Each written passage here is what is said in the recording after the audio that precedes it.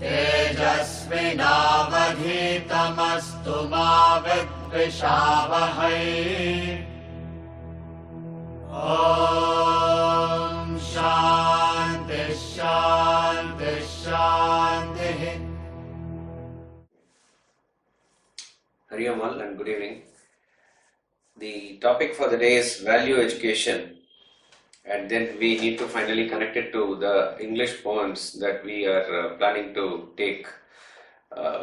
This collection of English poems are part of our course in Vedanta Academy, and so just as we cover any other book of Swamiji like Vedanta Treatise, Governing Business and Relationships, or Fall of the Human Intellect, this also has, we have taken it in a weekly class study, so it is a good time to revisit these poems.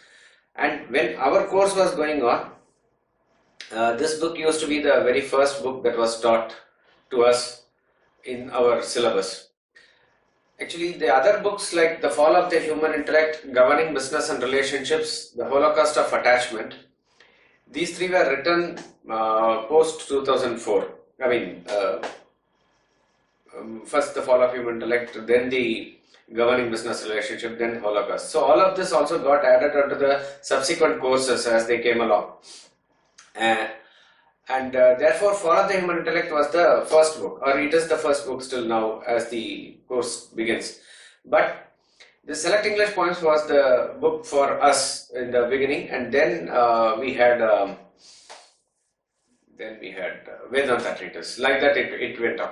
So, what is interesting is, usually Vedanta is associated with Upanishads, Bhagavad Gita, various other texts of Vedanta, mostly in Sanskrit and maybe in some other Indian languages also. But the original source of wisdom is that only. But it is our good fortune that we were introduced to at least a few poems in English by which we were introduced to the literature of the West, which also spoke about the same values that we learn in Vedanta. It is not a sort of reinforcement or a stamp of approval that we need from the West, but it is very heartening and interesting to note that the values that are taught to us in Vedanta are universal in nature, and probably any thinker, any liberally educated person arrives at the same conclusion. And this is what is substantiated by the great self-realized masters of this country also. So in that sense, it is easy, these poems are to study, and it teaches us the basic values, which forms the stepping stone for us to get into the deeper studies of, let's say, Atma Bodha, Bhagavad Gita and Upanishads, like that it is. So, there are two words that are used in this topic. One is value, another is education. In fact, real education is only value education, isn't it? Think about it. What is education? Swami Vivekananda defines education as the manifestation of the perfection already in man. It's a fabulous definition. Swami Vivekananda says, education is the manifestation of the perfection already in man. So that which is there within you, which is your perfection, what brings it out, that is real education. And that is why education is actually bringing out. The etymological meaning of the word, or etymological derivation of the word education, is also giving us the same meaning, that it is to draw out, it is to bring out within you.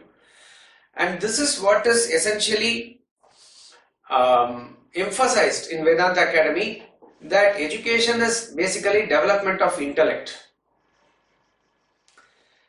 We have covered it in detail before, so I will not go in detail, but basic difference is intelligence is gathering of knowledge from external sources, and intellect is development of that clarity from within. So there are two ways in which you can paint the paint your pictures in the brain, as it were. One is to draw the pictures on the brain from outside. Another is to keep on polishing your thoughts from inside, by which it is able to reflect whatever is there. That is intellect. So gaining knowledge from outside is intelligence, and using the source of wisdom from inside to reflect it through you, that capacity is called as intellect, and that needs to be developed only by you. Everybody has that capacity, but we need to develop that capacity.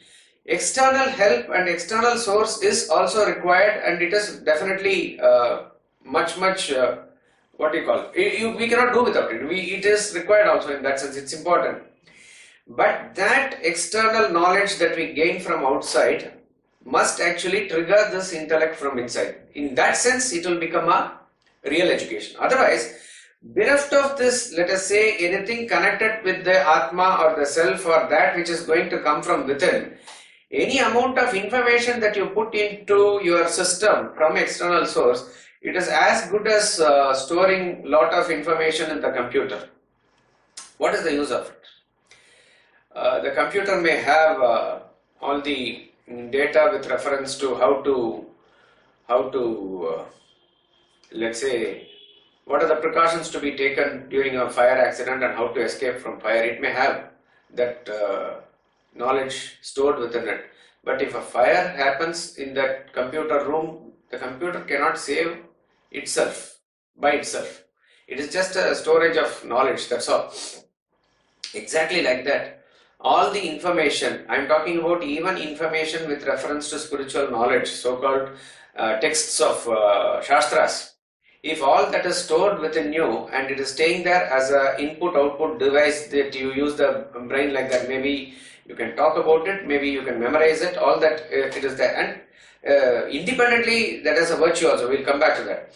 But that is not going to, if that is not going to help you in your life, then that may not be called as real education. So real education is actually associated with values. Even in schools, they talk about a period for moral class or this or that. I do not know if it is there now, and particularly it is there introduced in missionary schools. You will find that. And it is good in a way that to inculcate values, etc. in the young minds, apart from the subjects that are taught there. But when we studied about, when did we study? Maybe the Guru Purnima talk or something, when the value of the Guru or glory of the Guru, we said any education has to lead you towards the purpose of life only. Then only it is a real education. You ask this question as to why you should learn any knowledge, why you should learn any subject for that matter, and there has to be a definitive answer for you. Only then that education gains value. See, in liberal education also it is said that you need not, in other words, there is a term introduced as liberal education by a thinker called Cardinal Newman. So he is talking about two types of education, and he is deploring the state of English universities in 19th century, which were supposed to be great universities at that point of time. Even there it has deteriorated, he is lamenting, and he introduces two terms, liberal education and servile education. Liberal education is that which you undertake, that which you learn with a very free mind for the sake of learning it. That's all. There is no utility tag involved in it. Vis-a-vis the servile education, where you have a utility tag attached to it. Utility tag means what is the use of this education? Suppose you say, I want to learn Sanskrit, I want to learn English, even this English literature, or I want to learn mathematics, Carnatic music or Hindustani music, I want to learn some language. Immediately why you should learn, what is the purpose of it, what is the use of it, is it going to get you a job, is it going to feed you? If this question is asked by either you or by others to you, that immediately puts a lid on the enthusiasm of the student to even learn that knowledge. Rather, even if you go ahead and learn that knowledge, it is only for a very limited purpose that you use, you are devaluing the knowledge. So learn it for learning's sake is good, fine. That itself is going to open up. But the point is, when you learn it for learning's sake, what really happens? That is why Swamiji says, any liberal education ultimately leads you to self-realization only. Ekalavya showed that. He was interested in archery and he learnt archery. And that led him to a single-pointed concentration. That led him to a great, a level of efficiency, and unconsciously or consciously, you won't know, it will lead you towards your spiritual evolution also. That is the power of any liberal education. So this was consciously taught to all the students, and this was the system of education, at least in our country, that education has to lead you towards that. It is a proper education. Otherwise, for your sustenance, we really don't need probably to go through all this motions of study and various things that we go through for sustaining ourselves. Just think about it. Animals exist. They also do all the things that their ancestors and predecessors have done. And their life revolves around basic instincts. Survival, hunger, urge to procreate, shelter, wanting affection and giving affection, companionship, all those things, which are all basic instincts for all the creatures. They are also there. And when the situation demands according to the requirement at that point of time, they are taken care of also. That is the plan of nature. So each and every creature, from the smallest bacteria or ant or a bee or whatever it is, the insect, to the biggest mammal, blue whale or elephant, and birds and reptiles, all in between, everything has a set pattern of life, and they are living their life according to that. And man, being an extension of that in a higher rung of evolution as a social animal, we also share all those instincts in us. So therefore, for you to sustain yourself, we may also live in a way for which a great deal of education is not required in the formal way that we are learning now. But then, why do we need then to go to school to learn other things which is not there for other creatures? That means very clearly the plan of nature is that we are different. We are different in the sense you have evolved to a certain degree where you are expected to lead your life in a different way than that of the animal.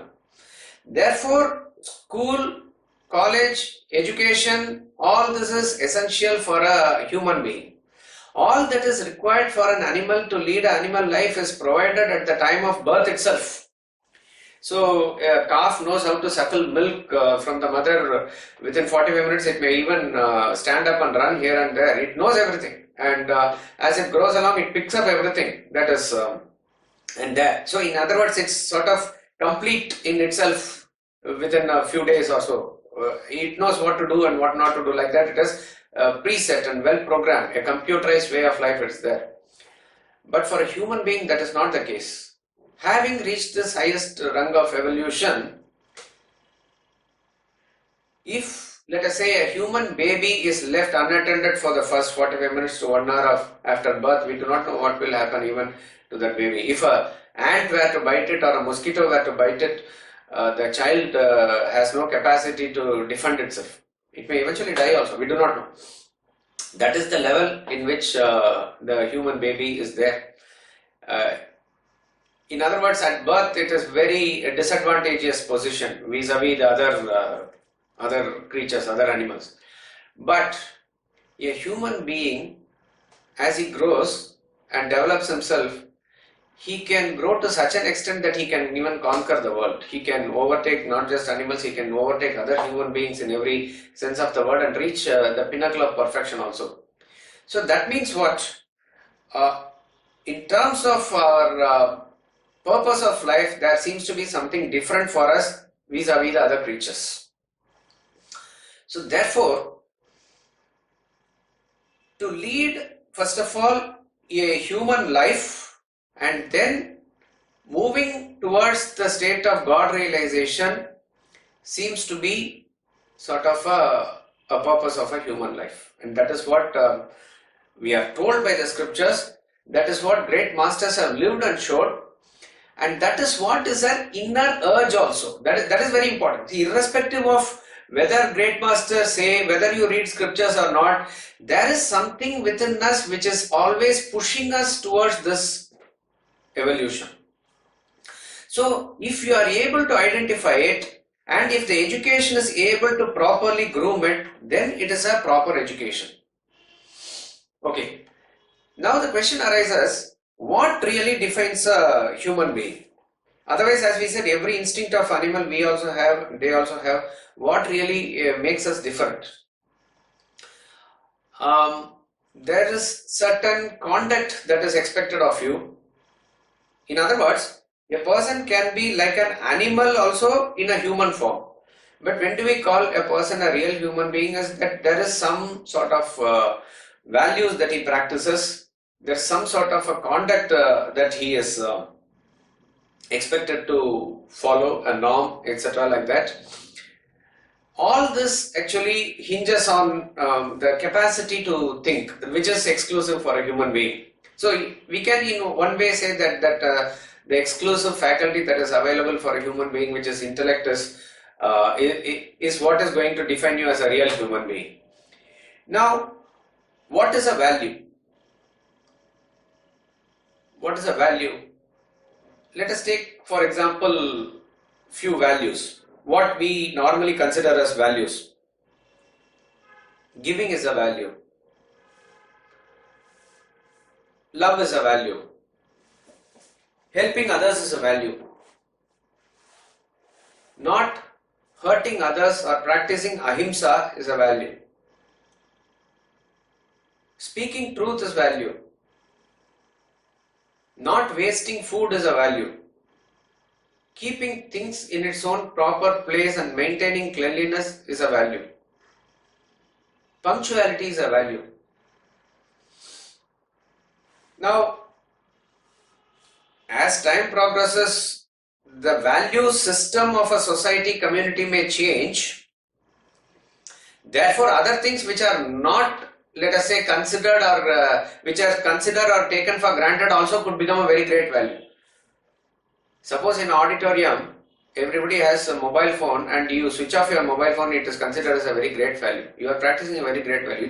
It is something that we need to announce now, because people are not even aware that their mobile phones may ring when the speaker is speaking or the show is going on.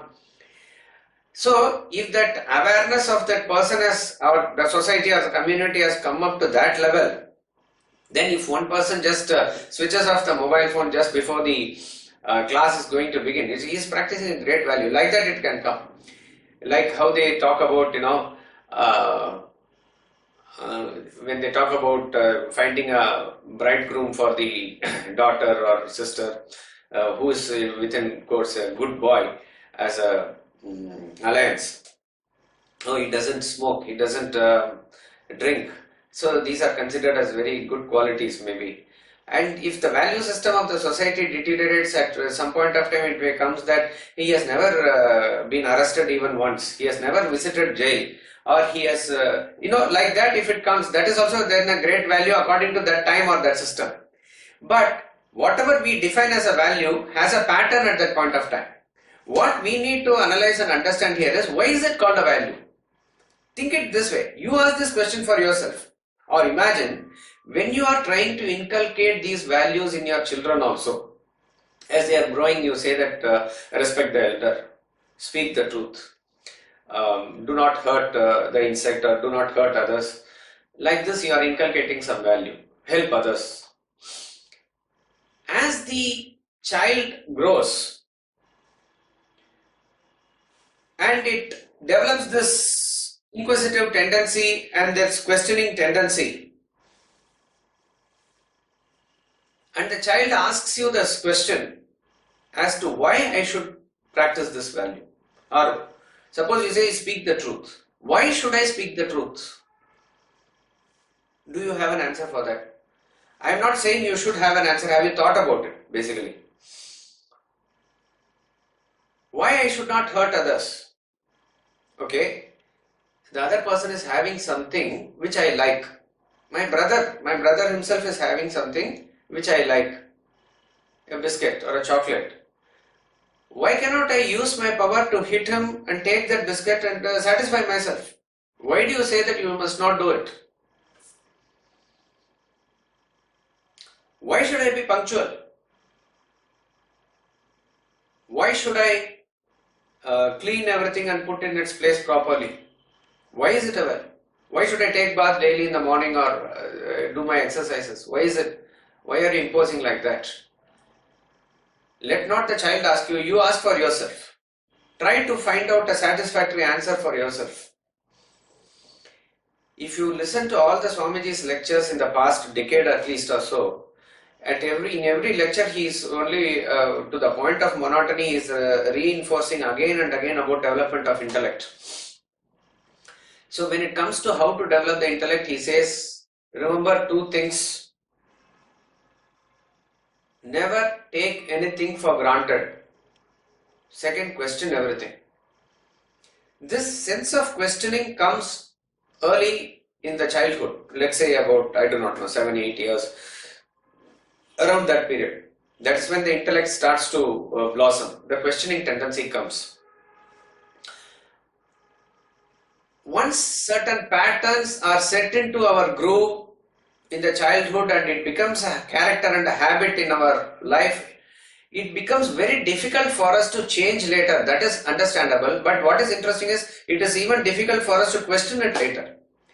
It becomes obvious for us. It is a blasphemy sometimes to ask these questions also. So it is easy to ask these questions when you are young.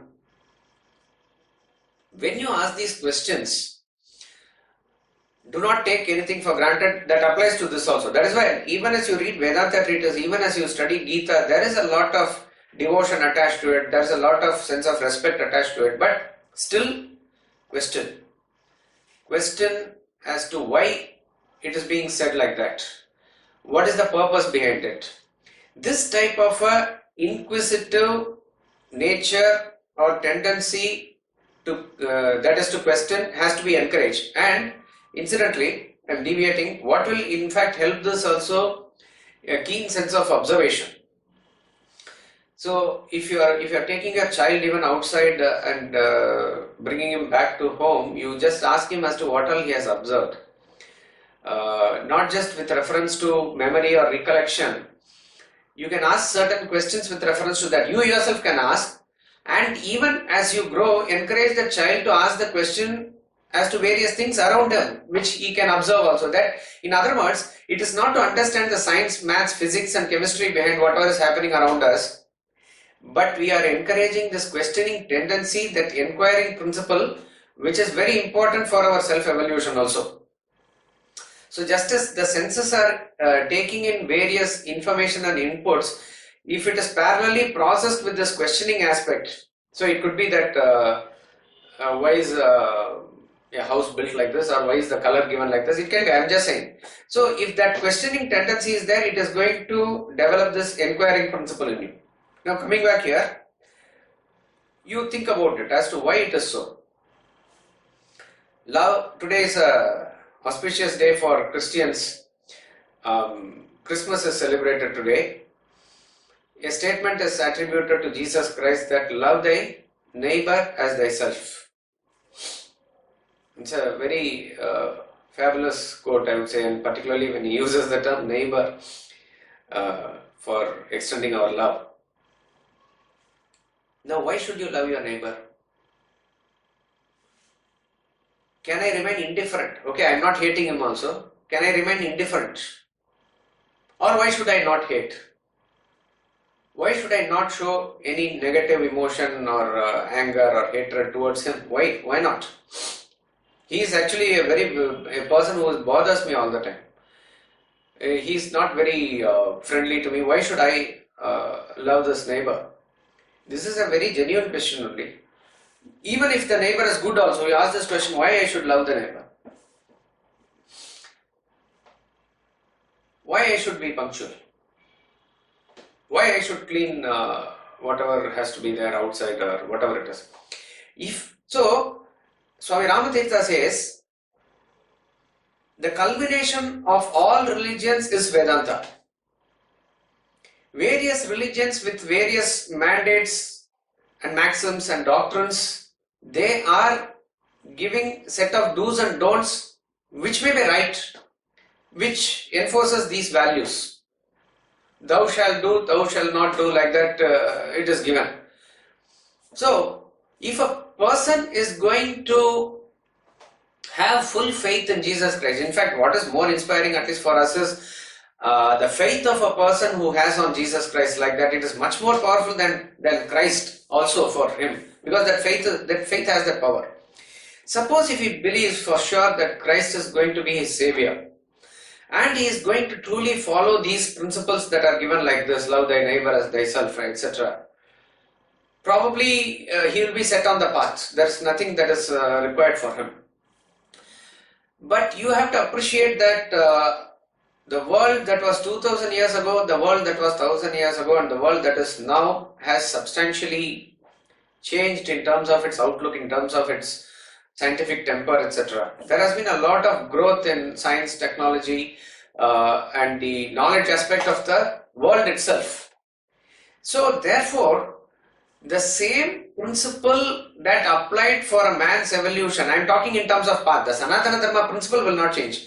In terms of the methodology, what was applicable 1500 years ago, 2000 years ago, 1000 years ago may not be applicable now. Though the core principle of Sanatana Dharma is the same, the method and the way by which it has to be inculcated in the human minds might vary. And it may vary 500 years later also. So if you say just believe in Jesus Christ, he is going to save you. If he is turning back and asking you, why, how do you say that? He has given his life, he has given his blood for your sake. What is the blood connection between him and me? That if you ask, there is no answer for that. Therefore, you need to present the values, the education, the knowledge in a way which is scientifically appealing, and that is why Advaita Vedanta is universally appealing. You look into the YouTube of the Vedanta videos, millions and millions of videos are centered around on this principle of Advaita Vedanta only. Probably even fanatic religious people from other religions also, because of their strong root in whatever they are believing, they may not accept this. But very many thinkers have said, I may not accept whatever you are saying in Vedanta, but I have nothing to say against it. Because it's quite scientific, that's all it is. So this is the culmination of all religions. Suppose if all the religions say, do speak the truth, respect elders or various other values, why it is to be done, the proper answer and the culmination of all that comes in Vedanta. So in other words, every education finally culminates to this. So think about it. Why you should love others? If you are, unless otherwise you are going to connect it to your own real being, the education really does not gel with you. So ultimately it starts from the point of that I am looking for happiness. And that happiness is actually in feeling of that oneness.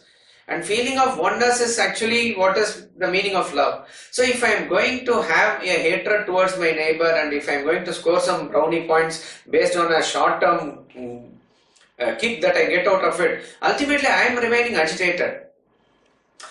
So this is not what probably I want to be. All this is what religion is supposed to teach, and all this is what actually Vedanta is also teaching us, but it gives a strong reason and logic for you to think about and inculcate this. And again we emphasize, merely understanding this at the intellectual level is not enough, but for you to change your thought pattern, a strong input has to be given from the intellect level. So only when you think about it, only when you reflect it, it can percolate down to the level of your emotions. Ultimately, what counts is the transformation of your personality and that how it shows us your emotions. But it has to come from a strong reason and logic. So even if I remain indifferent to my neighbor without showing hatred or love, that is also not enough. That may be better than hatred, but that's not enough. I have to embrace him positively with love, because unless otherwise I feel this oneness with him, if I'm always going to have some differentiation with him, that is not going to really help me get onto my path, get onto my final goal also, which is what I am really seeking. So the root cause analysis is what Vedanta, so each and every knowledge therefore, each and every value therefore is connected ultimately to the self. Why should I be clean? What is the big deal if things are, laid out here and there without any proper structure or order? What is the big deal? It is only, my mind must be pure and I should reach the self. What is the harm if my room is untidy and computer is untidy with all the files here and there? What is the big deal?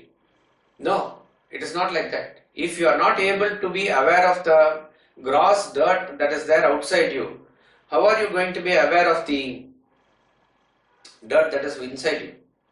And that which you are ultimately seeking, nirdosham hi samam brahma, it is absolute purity. If you are going to seek absolute purity, how can you seek that purity in an impure environment, outside and inside, both? So therefore, a strong case for cleanliness is put forward here. Therefore,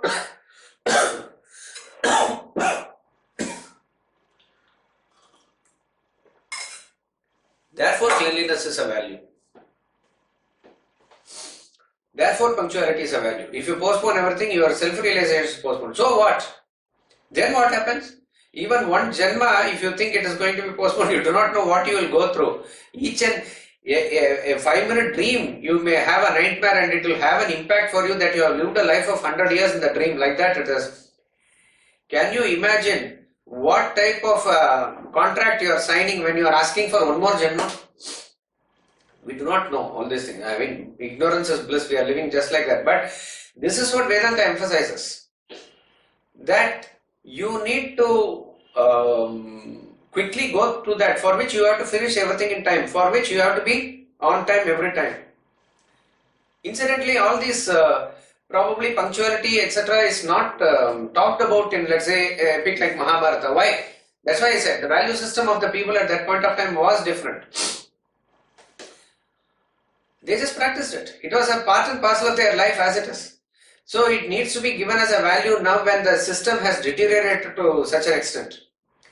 Karna had the opportunity to knock off Arjuna on the 16th day battle and he stopped the battle because the sun has set. He just practices just like that. If Arjuna was killed, the whole thing would have been over for the Pandavas. But he just practiced that just like that. Everybody practiced it, that's all. Even as, it is said that Duryodhana, even others, they used to perform their dawn and dusk rituals even as the war was going on. These were all taken normally, that's about all. So that was probably the value system that was being practiced at that point of time. Now, so therefore, having understood this, if we come to the definition of a value, what is a value? Value is that fixation of the intellect, practicing which it helps you to reach your goal. That is a value. See, we don't say, value means it has a value. And what is the value? It can be exchanged for your, exchange means it, by practicing which you can go towards your evolution. That is a value. See, you can say that person has a value. What value? He is always on time, or he is always not gossiping. We say all this is value. You don't say that person smokes 100 cigarettes a day. That is his value.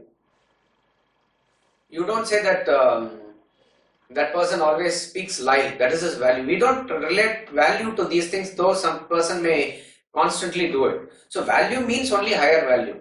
And when do we say something is higher?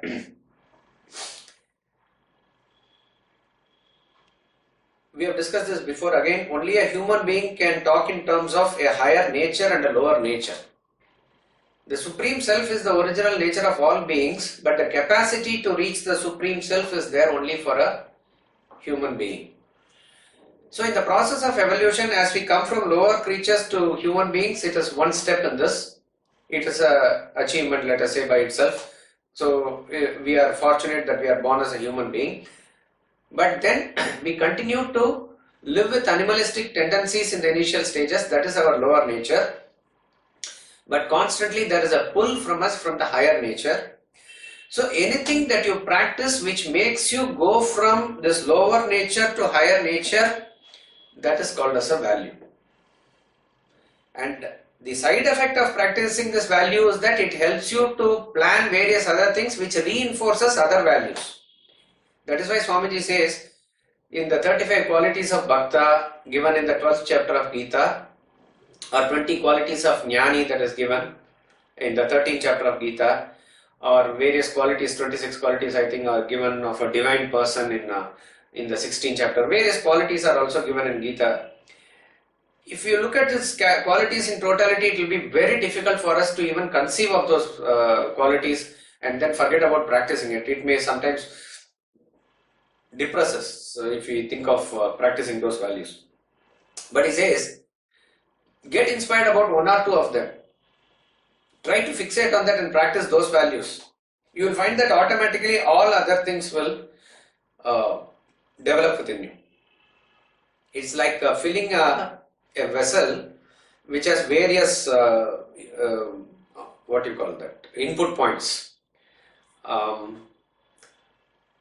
Once you pour the water through one of the inputs, one of the ways or the tap or whatever it is, you fill the water, it fills the base, and then when the water rises, all the other outlets are also filled to the same level. Exactly like that, if you feed yourself of one particular value or two values also, and diligently when you go through it and practice it, all other things are also going to develop in you. When you have a strong value, see, Annam Rakshasva is a statement of the Upanishad. So not wasting food that is laid out on your plate or the banana leaf that you are eating is a great value, definitely a great value. Till today, to the point of fault, people practice it actually. But then, if you have this value, somebody serves you much more than what you require. Should you eat it? Probably no. But then if you practice this value to a good extent, what will happen is, you will have the strong conviction to plan what and how much you must eat. You will say no even while serving itself. That's what will happen.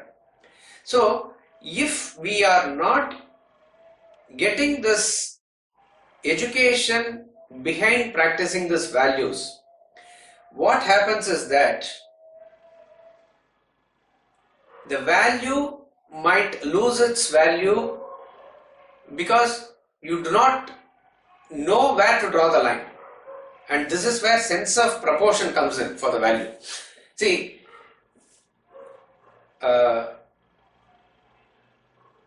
do people who do not have self-knowledge or Vedanta, a little bit background, do they not have values? Of course, every person, most people in the world have some value or the other, or very many values that, and where did they get these values from? By the way of life, by their society, by their ancestors, their family. If in a family grandfather is giving, the father is giving, the son will also give. It will automatically come to him. Like a herd instinct, they will follow that. If somebody is going to the temple and others are also going to temple, this going to temple habit will be inculcated in this person, like that it is. If anybody who comes, you first offer him a cup of coffee or a milk or something like that, this person will also have that value, and that he will pass on to the next generation also. Like that, very many people all over the world, many people have values. You cannot say that all are connected to Vedanta, all are questioning and all have, no. But then what is the drawback? Drawback means what can happen? it becomes just a mechanical practicing of these values. When it becomes a mechanical practicing of these values, sometimes when it is inculcated or when it is forced upon others, it may have a counterproductive effort also. Suppose if a teenager is there and he wants to go and play out with his friends and there is a puja and you say you have to sit through this ritual and this and that, for the force of you he may sit through, but you won't realize that he might develop an aversion towards that ritual. He may develop aversion towards God also, we do not know. Later how and what is the effect or impact of him in a later part of life, that is different. But the point is, there is a way by which this has to be inculcated in him, means parallelly as you inculcate these things as a young boy or girl that they are growing up, a parallel knowledge also has to be given to them. Only then value will retain its value. When a student or when a child is not able to question at that age, this has to be inculcated, no doubt. As I said, the groove has to be set there. But at the age when they question, that is the time knowledge has to be given.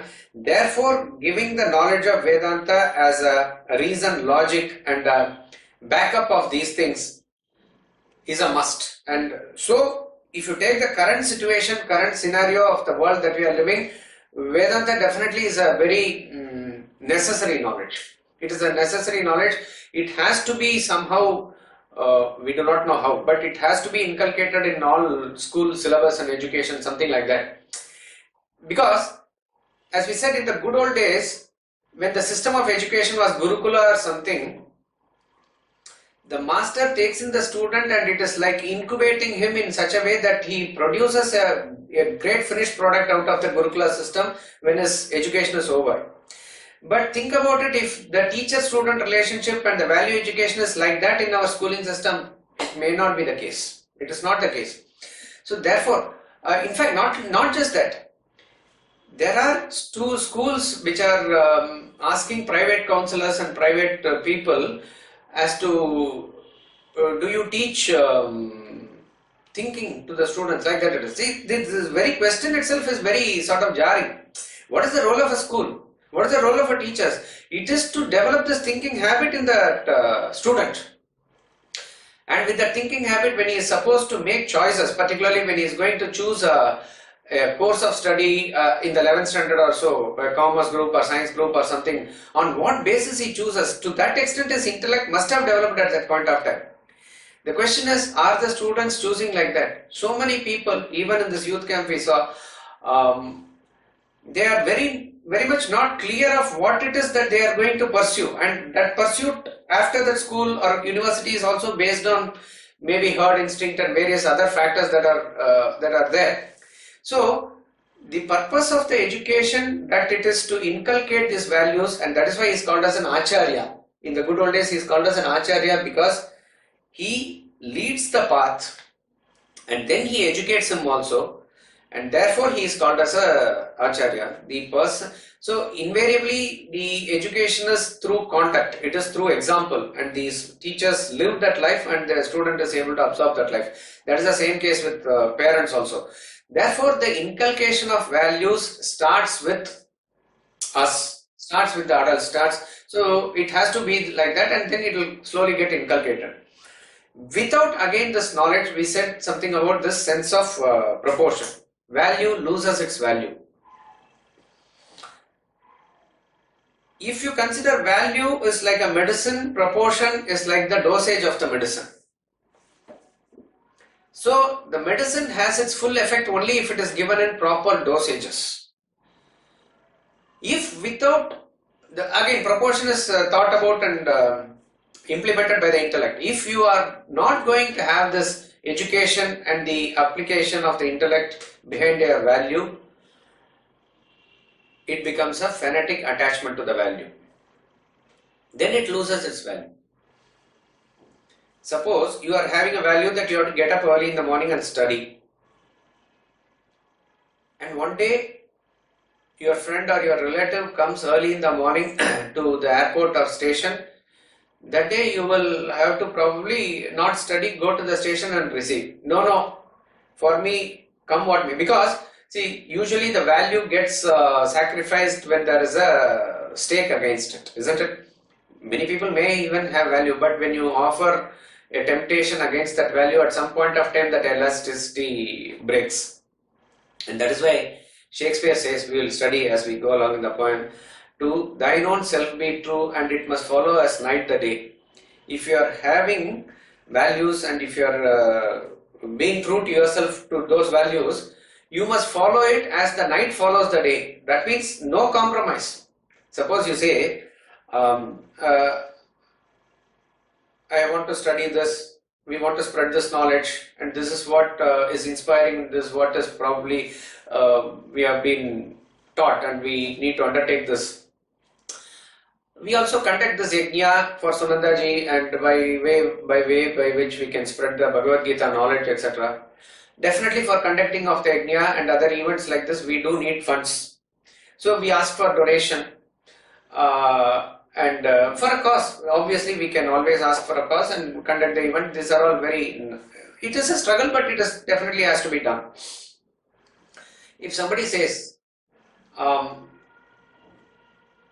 okay, you are doing this thing full time, reading and spreading Vedanta according to whatever you have your conviction, but why don't you come and work in my company? I'll give you good salary, which may be, let's say, ₹1,00,000. ₹1,00,000 I give you.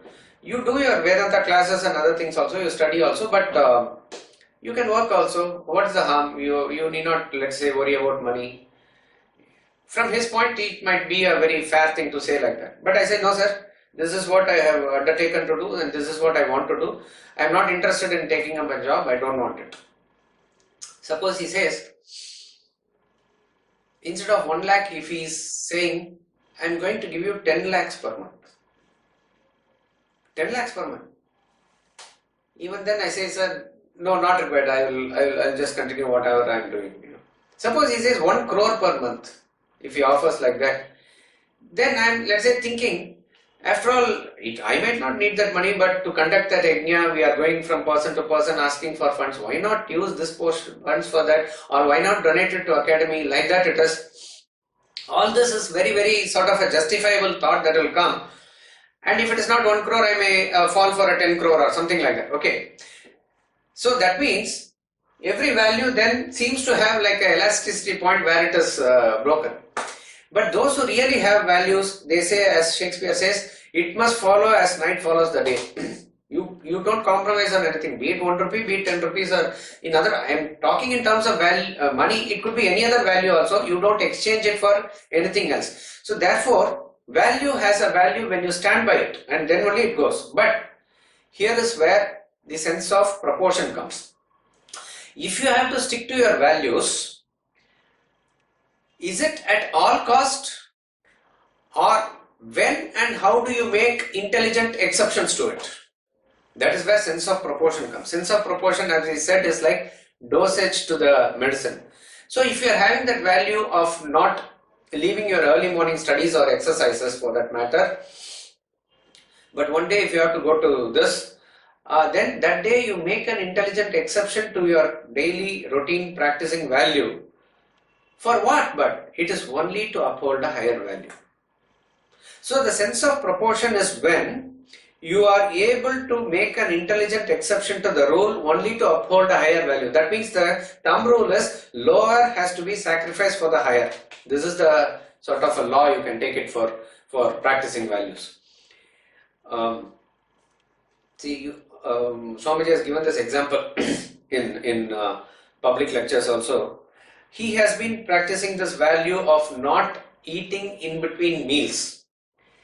He got this habit when he was young, he said, maybe 10, 12 years old. From that time onwards, not eating in between meals means you have substantial meals during breakfast, lunch, dinner. 3 times means 3 times, 4 times means 4 times, whatever it is, you fix it. And only during that time you will eat. We have this habit, as and when people offer something, a chai or samosa in between we can have, or you go to the kitchen, take something, put it in your mouth and come. Or even we have that, when they sell peanuts in the bus stand, sometimes I have seen. In Tamil Nadu, I do not know, maybe in other parts of India also. When they sell these peanuts, they call it as time pass, meaning don't waste your time, eat something. Like that, you keep on eating something in between. this is not really a virtue. As we said in the last class, you are not treating your body properly. But so he has got this habit and a value that he will not eat in between meals. But one day, while being in Australia or Singapore, wherever, for a lecture, he is visiting a devotee's house.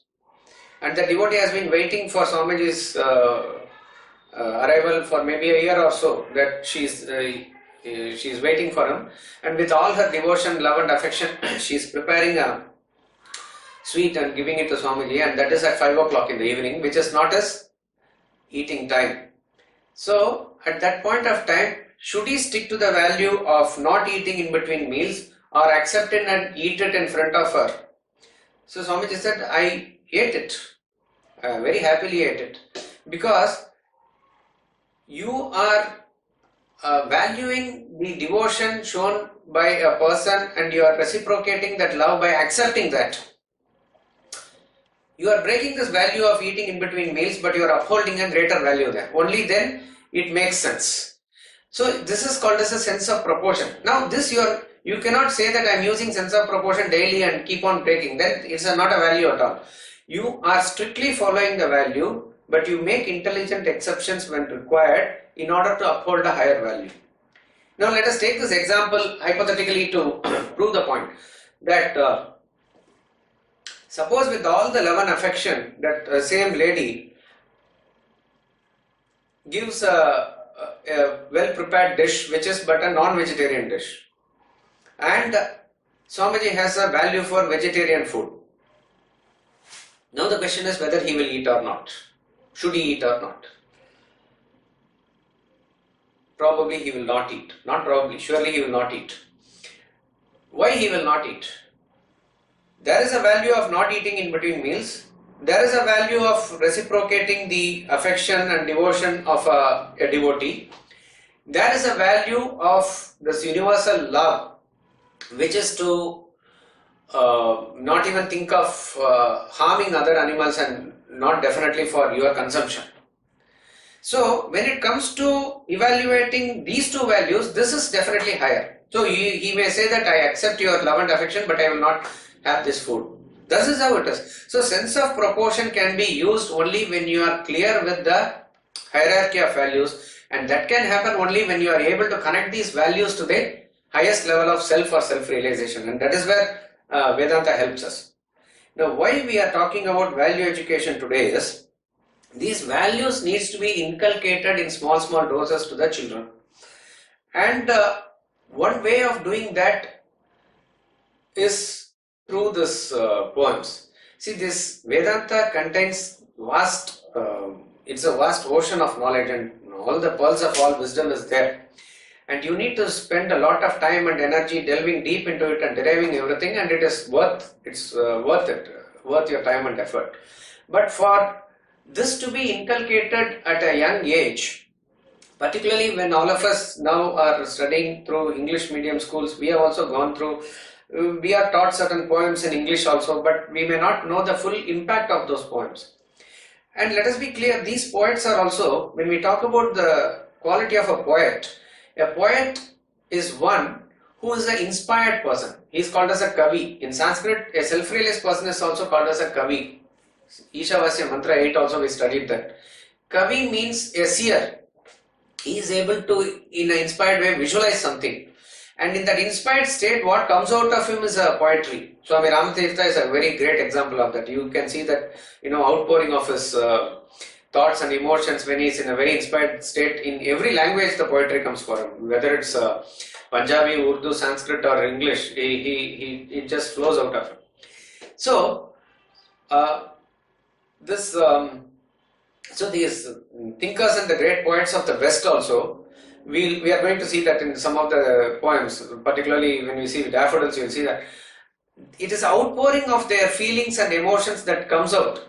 And in these small poems that are compiled, these are not authored obviously by Swamiji, but a great work has been done by him to derive the Vedantic messages from these poems. Select English Poems is the book. For those who are interested, I would say that get hold of this book.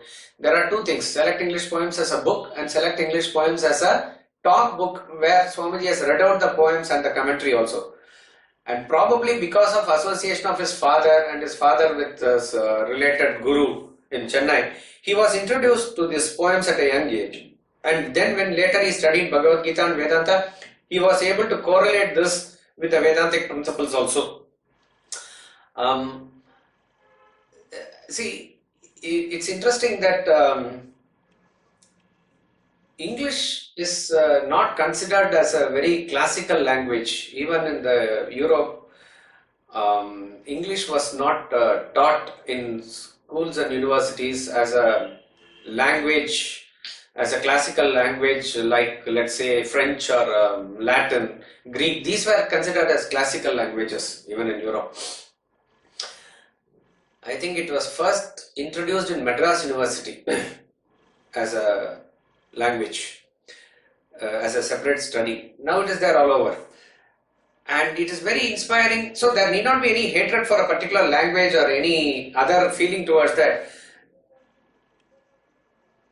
Though we understand the depth to which our languages have gone, and Sanskrit particularly it is there, we find that when the thought gets reflected somewhere outside you also, you feel more inspired about the values that are there within us. For example, when in American colleges now they talk about the greatness of Bhagavad Gita, we feel inspired about it. That's how it has become, like that is it.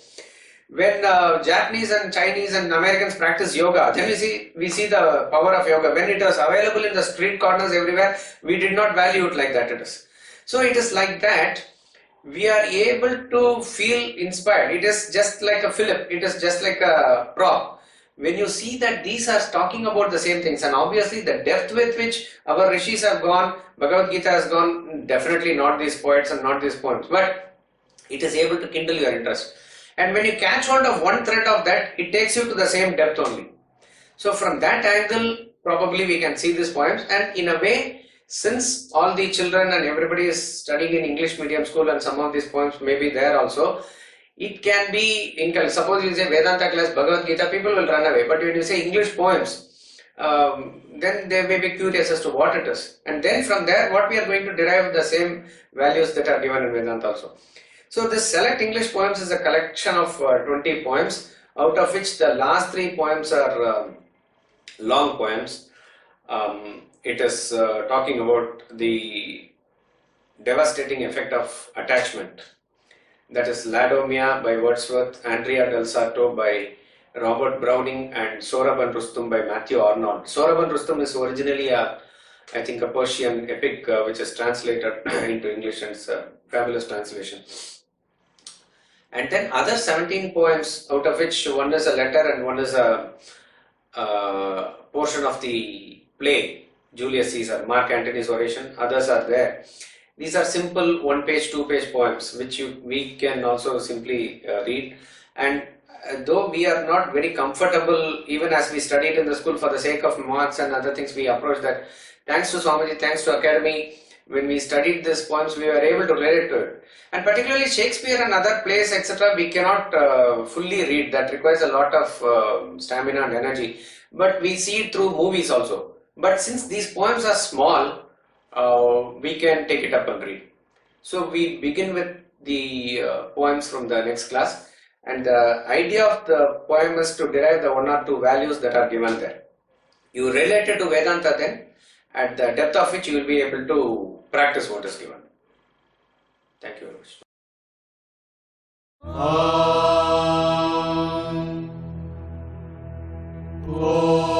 Purnamada Purnamidam Purnat Purnamudachyate Purnasya Purnamadaya Purnamevavashishyate. Om Shanti Shanti Shanti.